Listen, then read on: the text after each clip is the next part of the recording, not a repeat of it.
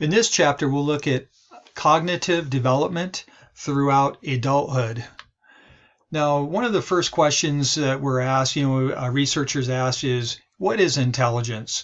Basically, what would be a good definition of that? And they mentioned that for most of the 20th century, people believed that there was a such thing as intelligence. And they used things like IQ tests and things to measure those. And as we've discussed in previous chapters and classes, that they found that IQ tests aren't an exact great measure of what we now know to be intelligence. So, and further in that is there's what's known as general intelligence. And a good definition of that is it's the basic trait that involves all cognitive abilities. So it's not one specific ability. Like take, for instance, I gave you some examples of specific abilities like vocabulary, memory, reasoning, that kind of thing. Okay, so further, there's a note down here where I left that says brain research, it holds promise because they found a couple things, the prefrontal cortex is a potential source of general intelligence. And finally, that they have found a correlation between the midbrain area called the caudate nucleus, and that has been correlated with adult IQ. So taking that a little bit further and a little more specific to our research here in this chapter is what is the relationship between age and intelligence? So there have been various research strategies, and one is known as psychometrics. And so psychometricians, they actually believe that intelligence could be measured and quantified through using IQ tests. And then they use various methodologies that are listed down below here: cross-sectional, longitudinal, sequential. I'm sure those will sound familiar to you because we discussed those in earlier chapters. I highly recommend that you pause the video and look those up, and or look in your textbook and gain at least remember what those mean. So definitely longitudinal research. Remember what that refers to is measuring an individual throughout a long time span, or a certain amount of a time span. And so the data found that there are many intellectual gains throughout adulthood, and it's probably due to changes in the environment, like improved nutrition, more education, smaller family size, fewer infections, things like that can actually result in increased performance on something like an IQ test or an intelligence test. And I use that term intelligence test in quotes because there's not one specific intelligence. Cross-sequential research, they just as a reminder, that combines both cross-sectional and longitudinal design, and so that reduces the complications of historical change and everything. So do not be too concerned with these terms here. Just get refamiliarized with them, and that should help you through the rest of this study here. So here's one study that was called the Seattle Longitudinal Study, in which they studied 500 adults between the ages of 20 to 50, and they were tested on 5 primary abilities, mental abilities. And I actually put what those abilities are right here, like verbal meaning, spatial orientation, inductive reasoning, number ability, and word fluency. And their findings were, and I put these in red so you would definitely pay attention to these and put a little more focus on these. But the first finding was that people do improve in most of those mental abilities during adulthood, and then they begin to decline later on in life. And then the second finding was each ability has a distinct pattern for each gender. So that just means, though, that men and women perform differently, they evolve differently, and yeah. So remember, these are broad generalizations, though. So here's a couple of examples of intelligence. And so what I'd like to bring your attention to two specific terms that are really important on this slide right here. So right here, fluid intelligence and crystallized intelligence.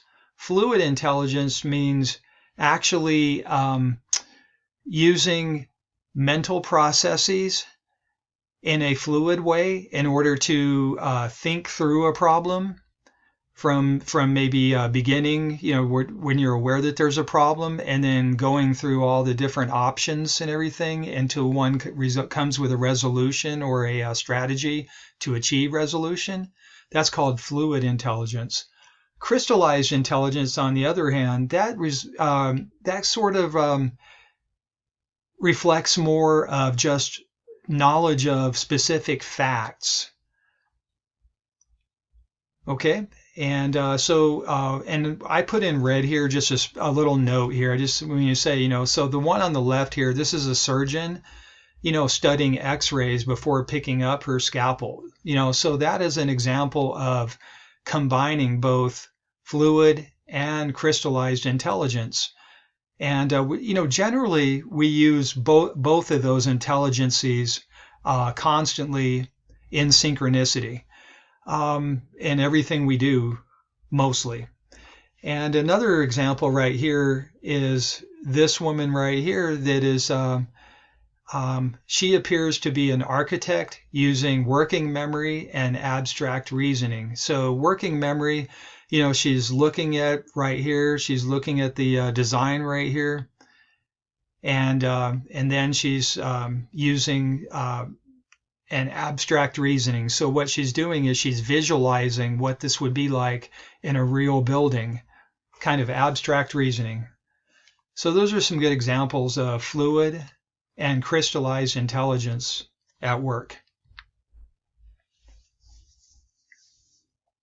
Now, just to remind you, we use both intelligences together a lot. So both fluid and crystallized intelligence must be measured. That's a total picture of intellectual aptitude. So in order to do that, to achieve that, a total picture of someone's intellectual aptitude, we have to measure both fluid and crystallized intelligence. So age definitely complicates things. And, because fluid intelligence decreases with age and crystallized intelligence increases. So why do you think that is? Okay, and I'm going to move on here. So another researcher here that was looking at the components of intelligence, this was Sternberg, and that researcher came up with 3 different types or forms of intelligence. One was analytical or analytic intelligence. Okay, the second was creative intelligence, and the third was practical intelligence. So please look at this a little more in detail as examples of those. If you can think of examples of those to help you to kind of remember, elaborate upon those if you can. And moving on. So the 3 intelligences in adulthood, those kind of result in what's called practical intelligence. That means a combination of all 3 of those intelligences working together and to help us in our practical problem solving and performance in life. So most adults need practical intelligence.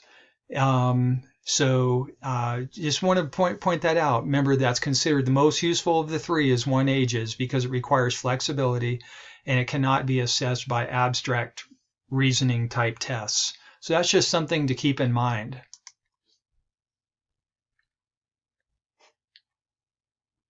And just to take that a little bit further, just to kind of wrap that up, so the value of each kind of intelligence that depends partly on one's age and partly on one's culture. And they go through the three different types of intelligences here. And they just say that, give you a little, they elaborate upon them a little more. So please look at those a little more in depth. And then they say a fourth factor, wisdom, that helps people judge which intelligence to use and how to do so. So how do you think one develops wisdom? There's a good question that could even be useful in our discussion forum. Okay, so now we're going to look at the correlations between age and culture and intelligence. So they make a couple different points here. For one thing, it's definitely very difficult to evaluate which nation or ethnic group is quote unquote the smartest. Okay, so think about why that might be.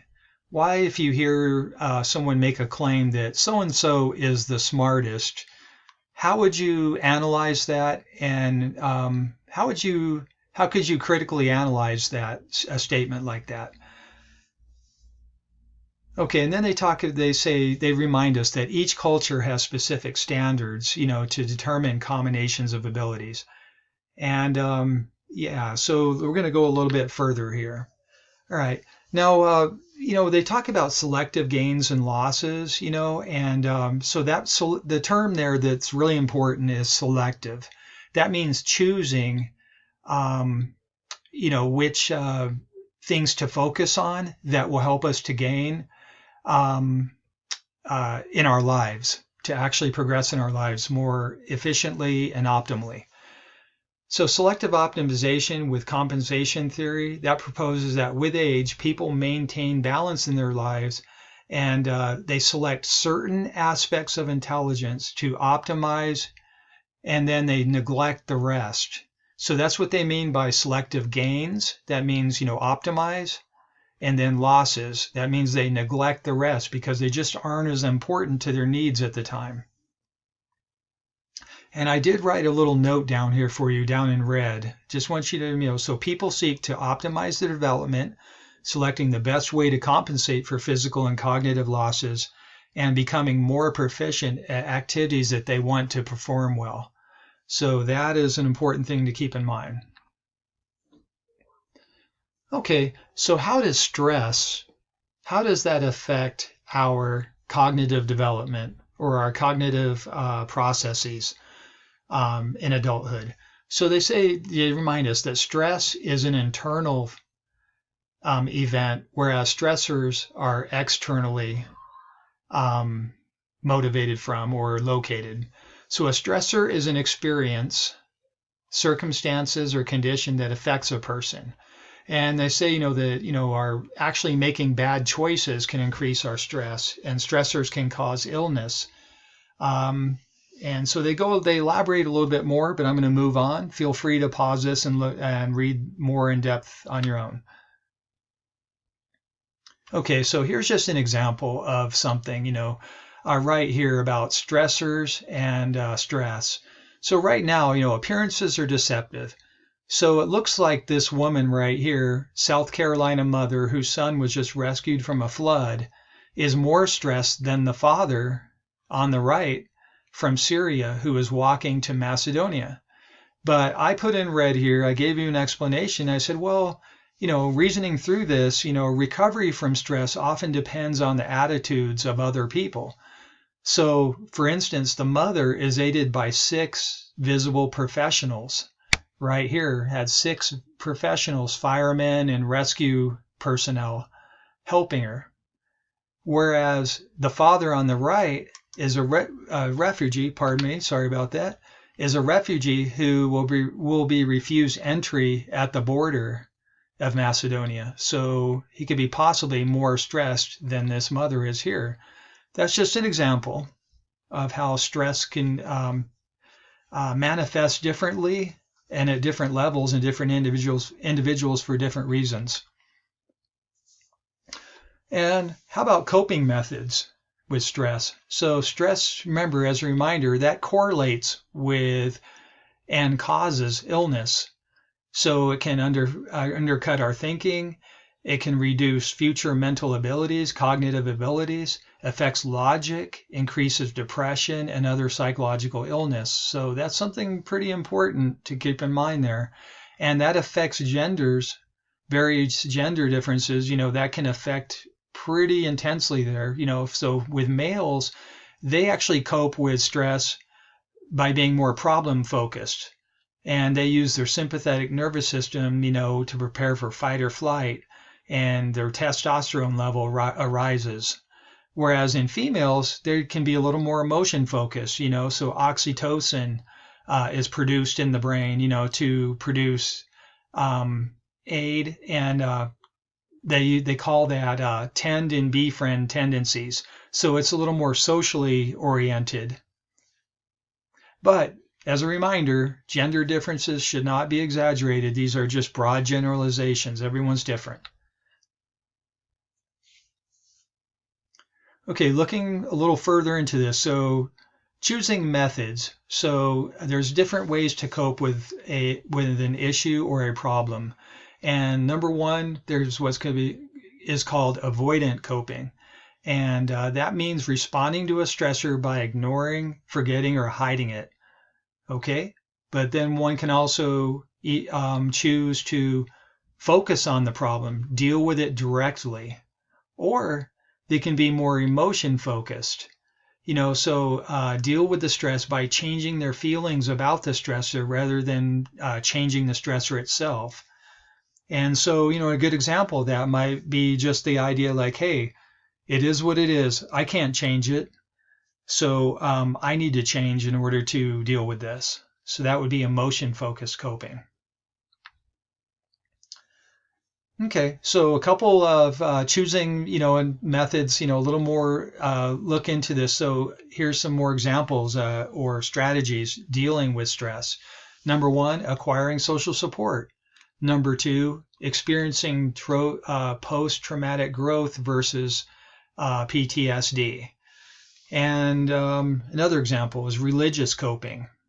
Another one would be tapping a recovery reserve. So that means recovery reserve. That just means, like, hey, I've been through hard things before. I can deal with this again.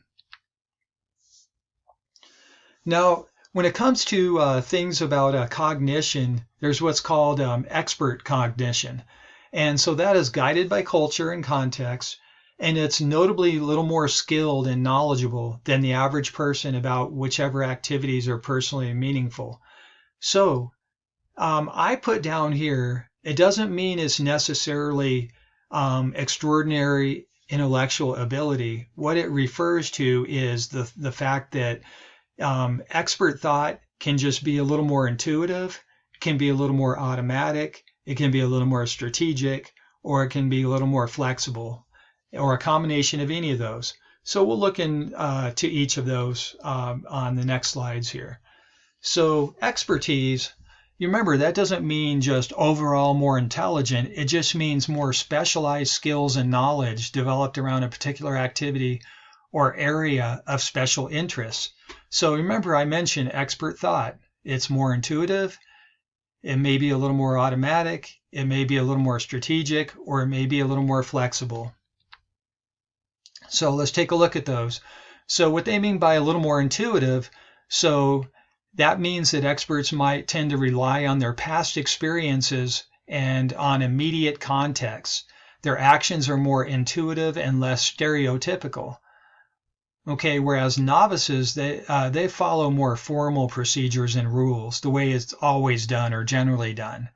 Whereas experts, they can be a little more flexible, rely on their intuition.